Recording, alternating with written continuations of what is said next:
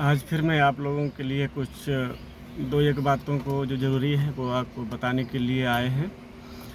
मैं आपको बताना चाहता हूँ कि आजकल बहुत ज़्यादा फ़ेसबुक पे ऑनलाइन लोग जिनका अभी ठीक से उम्र भी उनका 20 साल भी नहीं हुआ है, 25 साल भी नहीं हुआ है, वो लोग उनके पास क्या परमेश्वर का अनुभव होगा, क्या वो सेवकाई में अब तक उन्होंने मतलब परमेश्वर का अभिषेक को हासिल किया है।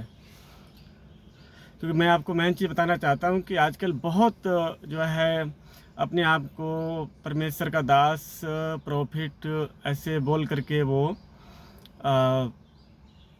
अपना परिचय देते हैं और कहते हैं आपको ब्लेसिंग होगा, ये होगा, वो होगा।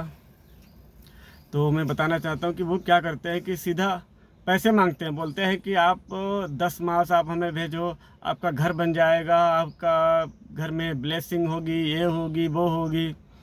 तो मैं उनको बताना चाहता हूँ कि आप लोग जो परमेश्वर के लोगों से, आप विश्वासियों से आप जो पैसा मांगते हो, तो जो पैसा देगा 10 मास देगा, उसको परमेश्वर आशीष देगा।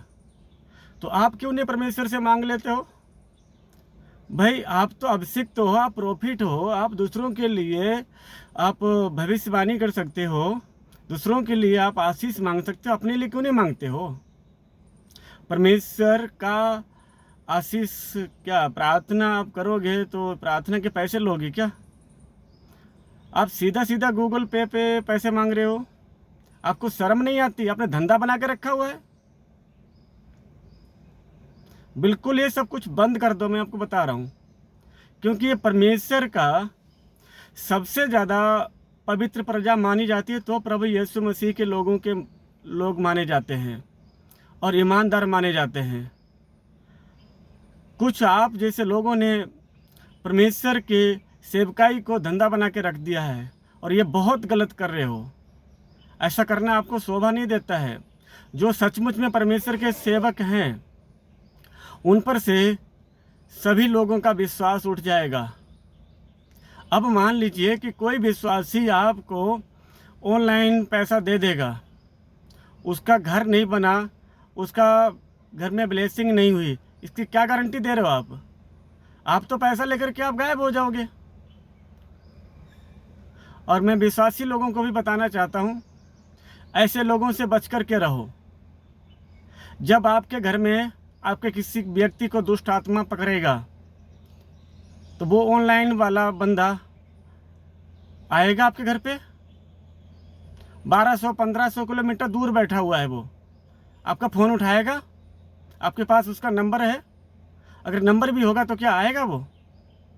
और अगर आता भी है तो जब तक आएगा तब तक तो आपका कितना काम खराब हो सकता है, जान जा सकती है। घर में आपका कोई बीमार है, कोई वो आदमी आएगा।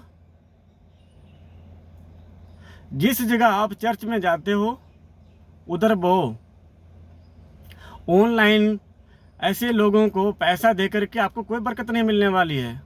आप प्रार्थना करो, परमेश्वर के वचन को मानो, परमेश्वर के वचन के अनुसार जीवन को व्यतीत करो, परमेश्वर आपको आशीष देगा। ऐसे लोगों के झांसे में मत आओ, इनकी बातें मत सुनो। आप संडे को चर्च तो जाओगे नहीं, जिस जगह चर्च में जाते हो वहाँ तो कुछ बोओगे नहीं। अचानक से शॉर्टकट में आप अमीर होना चाहोगे तो कभी भी आप अमीर नहीं हो सकते हो। अमीर तो होने की बात तो बहुत दूर की रही, आपका जो रोज़मर्रा की चीज़ें हैं वो भी आपको पूरी नहीं हो पाएंगी अगर आप परमेश्वर जहाँ आपको रखा हुआ है उधर अगर आप वफादार नहीं हो तो।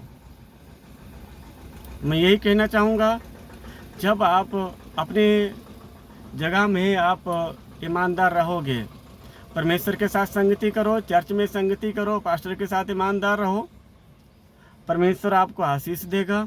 कल को आप घर में कोई बीमार होगा, आपका जो पास्टर है कलीसिया का, उसको आप फ़ोन करोगे, वो आधे घंटे ज़्यादा से ज़्यादा 1 घंटे में आपके घर आएगा, नहीं तो किसी और को भेजेगा। लेकिन जो आदमी 400 किलोमीटर 500 किलोमीटर ऑनलाइन में, हमें क्या पता कितनी दूर बैठा हुआ है, पैसे लेकर के वो तो अमीर हो जाएगा, पर मैं आपको बता रहा हूँ कि आप कंगाल हो जाओगे।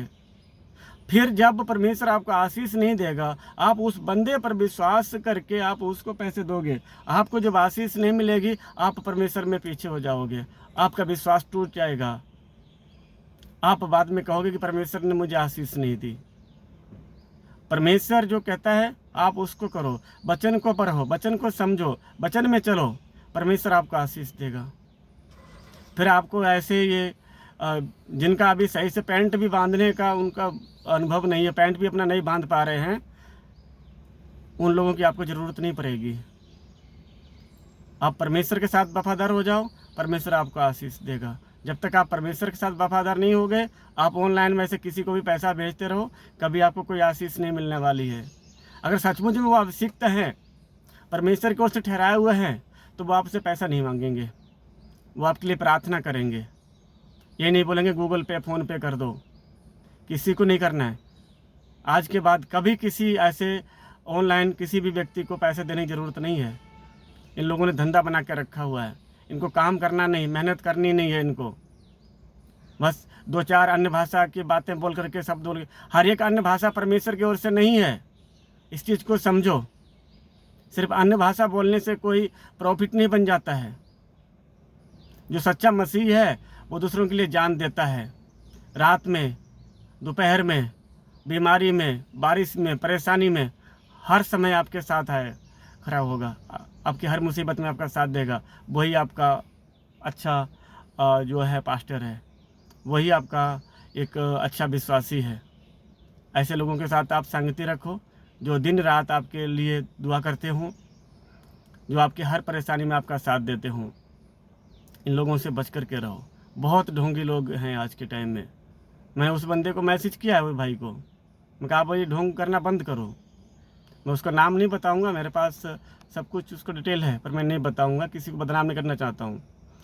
पर ऐसे जितने भी लोग हैं, मैं आपको बताना चाहता हूं कि आप सब लोग ऐसा करना बंद कर दो, परमेश्वर के नाम को बदनाम मत करो। मुझे बहुत बुरा लगा है, बहुत दुख पहुंचा है कि आप लोगों ने इसे धंधा बना कर रखा है इसको।